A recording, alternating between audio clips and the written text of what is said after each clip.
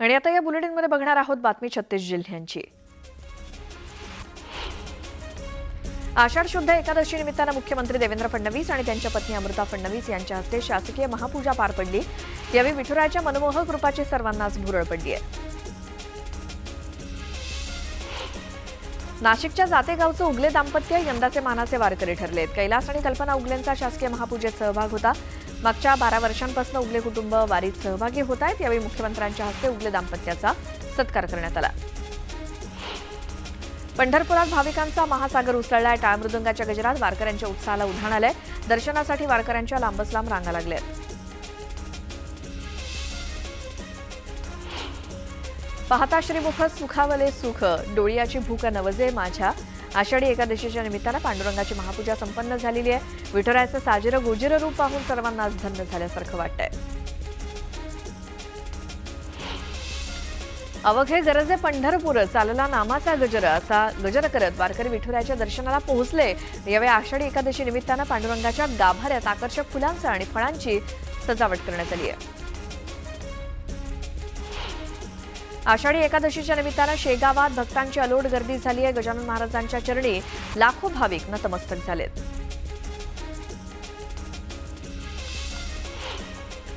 सेवेची पायरी म्हणून पंढरपुरातील संत नामदेव पायरीचं अनन्यसाधारण महत्त्व वारकरी संप्रदायात आहे। या आषाढी एकादशी निमित्तानं पंढरपुरात दाखल झालेले लाखो वारकरी नामदेव पायरीचं दर्शन घेतात आणि निघतात। मुख्यमंत्री देवेंद्र फडणवीसांच्या हस्ते पंढरपुरात शासकीय महापूजा संपन्न झाली। महाराष्ट्रातील सर्व संकट दूर करण्याची शक्ती देण्यासोबतच बळीराजाला आनंदाचे क्षण यावेत यासाठी त्यांनी विठुरायाला साकडं घातलं। पंढरपूर कॉरिडॉर हा सर्वांना विश्वासात घेऊनच करणार, कुणाचेही नुकसान न करता पुनर्वसन करणार, अशी ग्वाही मुख्यमंत्री फडणवीसांनी पंढरपुरातील नागरिकांना दिली।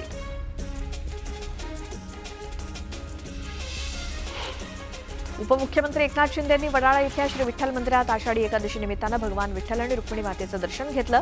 यावेळी शिंदेंनी विठ्ठल रुक्मिणी मातेचा महाअभिषेक करत महापूजा केली। आषाढी एकादशी निमित्तानं छत्रपती संभाजीनगरचे पालकमंत्री आणि समाज कल्याण मंत्री संजय शिरसाट यांच्या हस्ते प्रति पंढरपूर इथे विठ्ठल रुक्माई यांची विधिवत पूजा करण्यात आली। यावेळी शिरसाट सहकुटुंब उपस्थित होते आणि मी माझं भाग्य समजतो, मला हा मान मिळाला। खऱ्या अर्थानं आमच्यासारख्या नेत्यांनी वारकरी संप्रदायाचा माणुसकी धर्म आत्मसात केला पाहिजे, अशी भावना त्यांनी बोलून दाखवली। पंढरपूरप्रमाणे साईबाबांच्या शिर्डीत सुद्धा आषाढी एकादशीचा उत्साह बघायला मिळतोय।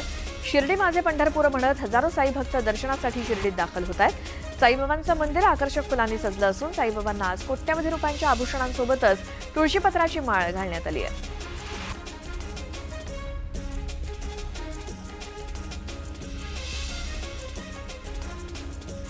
जळगावात आषाढी एकादशीचा उत्साह दिसून येतोय। जळगावातील चित्रकार सुनील दाभाडे यांनी मोरपिसावरती रंगांच्या साह्यानं विठ्ठलाचं सुरेख चित्र साकारलं।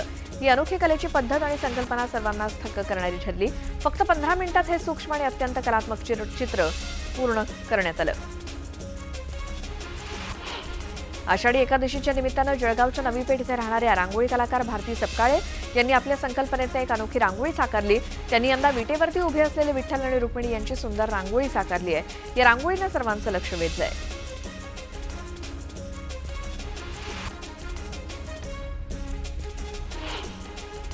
जळगाव मुक्ताईनगर तालुक्यातील एसबी चौधरी हायस्कूलमधील कला शिक्षक राजू साळी यांनी सुंदर पेंटिंग केलंय। चिमुकली मुलगी डोक्यावरती पाषाणाची विठ्ठलाची मूर्ती घेऊन पंढरपूरच्या दिशेने निघाली असं दृश्य यात दाखवण्यात आलंय।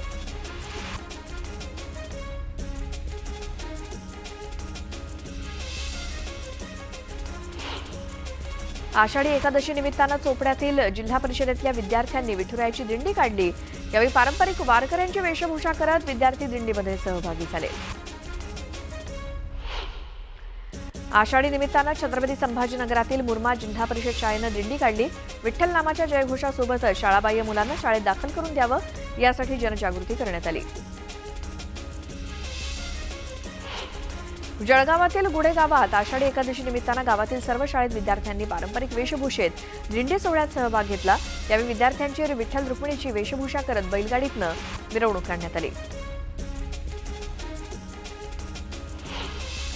अकोल्यातील 320 वर्ष जुन्या पुरातन विठ्ठल रुक्मिणी मंदिरात आषाढी एकादशी निमित्तानं भल्या पहाटे महापूजा संपन्न झाली। यावेळी मंदिरात अखंड हरिनामाच्या सप्ताहाचं आयोजन करण्यात आलं। राजधानी दिल्लीत सुद्धा आषाढी एकादशीचा उत्साह बघायला मिळाला। इथे देखील मोठ्या उत्साहात वारी करण्यात आली। यामध्ये मोठ्या संख्येनं भाविक सहभागी झाले। एकनाथ शिंदेंनी जय गुजरातचा नारा दिल्यानंतर राजकारण पेटलं होतं। दरम्यान विरोधकांच्या टीकेला प्रताप सरनाईकांनी प्रत्युत्तर दिलं। गुजरात हा पाकिस्तानचा प्रांत नसून आपल्या शेजारचं राज्य आहे। अशा गोष्टीचं राजकारण करायला नको असं सरनाईक म्हणाले।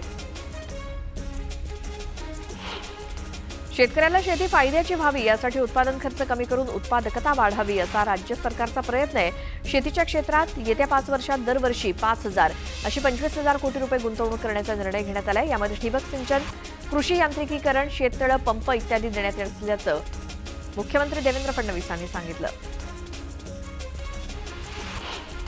राज आणि उद्धव ठाकरे यांच्या एकत्रित मेळाव्यावरती भाजप प्रदेशाध्यक्ष चंद्रशेखर बावनकुळे यांनी निशाणा साधला। ठाकरेंनी उल्लेख केलेला म्हणजे मराठीचा नसून महापालिकेचा असल्याचा टोला त्यांनी लगावला। ठाकरे बंधूंच्या मेळाव्यावरनं उपमुख्यमंत्री एकनाथ शिंदेंनी टीका केली। स्वार्थाचा झेंडा आणि सत्तेचा अजेंडा अशी टीका शिंदेंनी केली। एकाची मराठीसाठी तळमळ, दुसऱ्याची सत्तेसाठी मळमळ असं म्हणत शिंदेंनी उद्धव ठाकरेंना डिवचलं। ठाकरे बंधूंच्या विजयी मेळाव्यावरती भाजप आमदार आशिष शेलार यांनी एक्सवरती पोस्ट करत जोरदार टीका केली। भाषेसाठी नाही ही तर निवडणुकीसाठी जाहीर मनधरणी अशा शब्दात शेलारांनी ठाकरेंवरती निशाणा साधला। ठाकरे बंधूंच्या मनोमिलनावरती एमआयएमच्या इम्तियाज जलील यांनी शुभेच्छा दिल्या। बाळासाहेबांचं जे स्वप्न होतं ते आज पूर्ण होताना दिसतंय असं ते म्हणाले।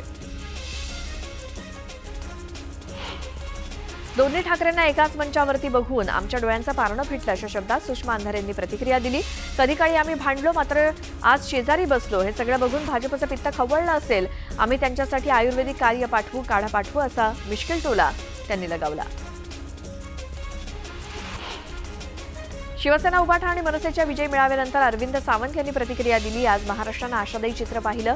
असं चित्र महाराष्ट्रानं याआधी कधीच पाहिलं नव्हतं अशी भावना सावंतांनी व्यक्त केली। राज ठाकरे, उद्धव ठाकरे एकत्र येताच धाराशिवमधील मनसैनिक आणि शिवसैनिकांनी एकत्र येत जल्लोष केला।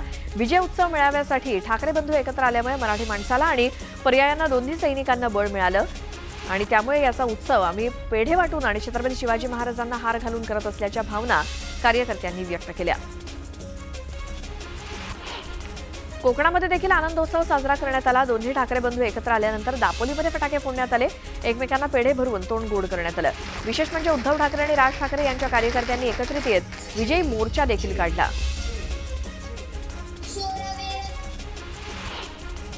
सुशील केडियाचं कार्यालय फोडल्याप्रकरणी गुन्हा दाखल करण्यात आलेला आहे। 5 मनसैनिकांना पोलिसांनी ताब्यात घेतलं। ऑफिसची तोडफोड झाल्यानंतर केडियानं राज ठाकरेंची माफी मागितली। माळेगाव सहकारी साखर कारखान्याच्या अध्यक्षपदी अजित पवार तर उपाध्यक्षपदी संगीता कोकरे यांची बिनविरोध निवड झाली। अजितदादाच माळेगावच्या चेअरमनपदी विराजमान झाले। राज आणि उद्धव ठाकरे एकत्र आल्यामुळे बाळासाहेब ठाकरे यांचे आशीर्वाद मलाच मिळतील अशा उपरोधिक सुरामध्ये मुख्यमंत्री देवेंद्र फडणवीस यांनी ठाकरे बंधूंच्या मनोमिलनावरती भाष्य केलं। राज ठाकरेंनी श्रेय दिल्यामुळे फडणवीसांनी त्यांचे आभार मानले तर उद्धव ठाकरेंच्या भाषणावरती फडणवीसांनी टीका केली। 2 ठाकरे बंधू एकत्र आले हे चांगलंच झालं, पण त्यांच्यातील नवरा कोण आणि नवरी कोण हे शिवसेना आणि मनसेवाल्यांनी सांगावं असा टोला राज्याचे मंत्री नितेश राणेंनी लगावला। यांच्या स्टेजवर समाजवादी नेते, कॉम्रेड लोक दिसले। आता यांनी फक्त सिमीच्या दहशतवाद्यांची युती करायची राहिली अशी टीका नितेश राणेंनी केली।